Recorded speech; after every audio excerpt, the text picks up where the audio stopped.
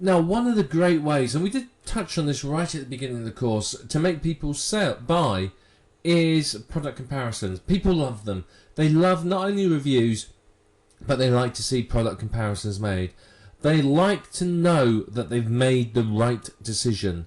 You know, they may have already in their mind sort of said, well, I really want this model, but by going to read a product comparison, they can justify that decision. Plus, they can then go to people that own the other models and say, ha, mine's better than yours.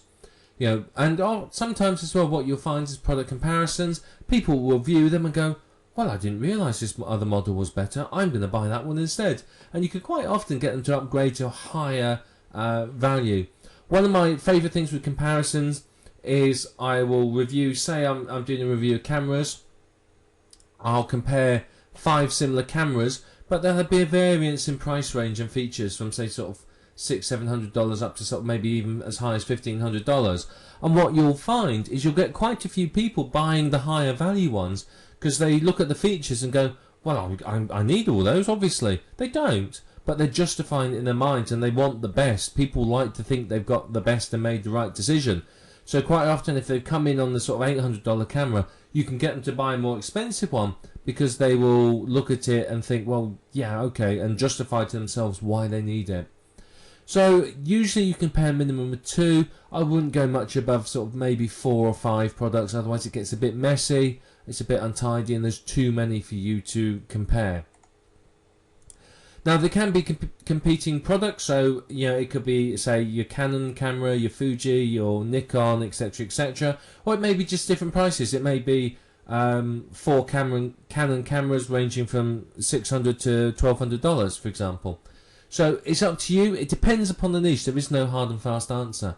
It depends on the niche. You may do both. You may do a comparison on competing products, or you may do one on different prices, or you may do both. It's entirely up to you. But it is a very, very effective method of selling. It really is. It's a great way to make sales, and it's a great way to sell a more expensive model than you thought you were going to sell. So I strongly recommend using them if you can. So you do appeal to a much wider range of people. You get, as I said, you get people coming in and saying, well, I want that model regardless, and they use the comparison to justify it. But then you get the other people coming in on the particular model and go, well, no, I want the best, and they'll buy the more expensive one.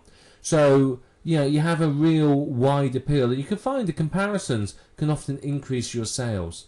So where you can, it's worth using one. You may want to spread it over, you know, 4 or 5 pages, for example. It may not be just a single page. It may be 2 or 3 pages, or whatever. It depends upon your style. I mean, one thing that you could do is you write, say, 4 or 5 pages for your product comparison, and on each page you're comparing a different feature. So, you know, you may compare your color depth on the camera, your zoom, your features, and so on. One thing you can do as well to add a bit of value is you can do a comparison table where you compare the features. So you may say it's got 4 buttons, this model's got 4 buttons, this has got 3, this has got 7, things like that. And that can work very well. People do enjoy that. It helps them to very, very easily visually compare the different products, which can be very, very helpful indeed. But if you're going to use a table, make sure it displays properly and fits into your site. Quite often you'll find if you're using WordPress, you may create a table but it doesn't fit into your middle column, so you're going to have to mess around to make it fit and look good. But if you do that, it's going to help you an awful lot. So how do you do a product comparison? Well, you want to pick 2 to 5 similar products in the niche. Now these could be by the same manufacturer, they could be by different people. It's up to you. Okay, it's entirely up to you what you pick. It depends upon the niche, the market, the product, what people are buying, what people are looking for, etc., etc. Then you can write a review of each one, or you can write a review of the features, comparing the features of each one.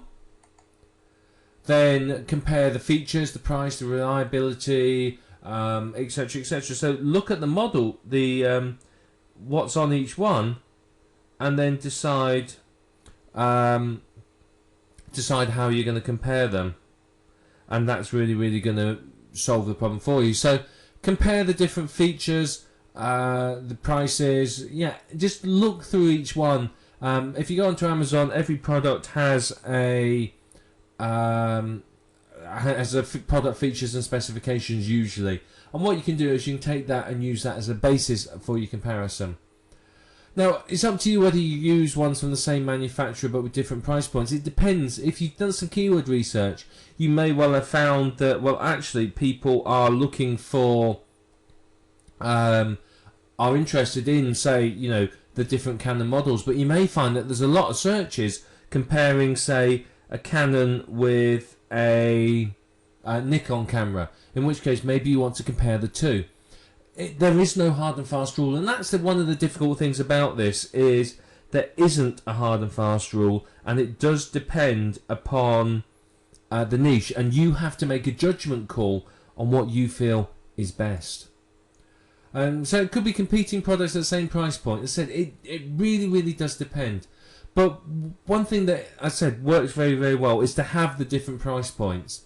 The different price points tends to work very well because people come in, and you get the people that don't want to spend a lot of money, they'll go for the lower end. Other people want the best regardless, they'll buy the more expensive one, and then some other people buy the one in the middle. So that often works very well, not just with Amazon, but pretty much with anything. Yeah, anything you want to pick, you can use this for. It's very effective, it really is. So, yeah, I think product comparisons are very good. I tend to use them on my sites. You know, I'd review the product. For example, the front page would be the product review.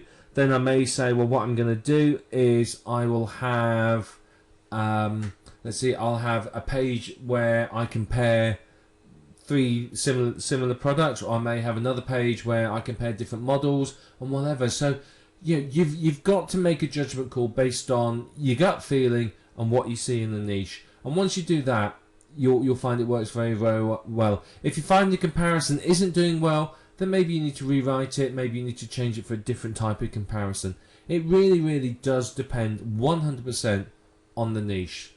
But product comparisons will help increase your conversion rate and your sales.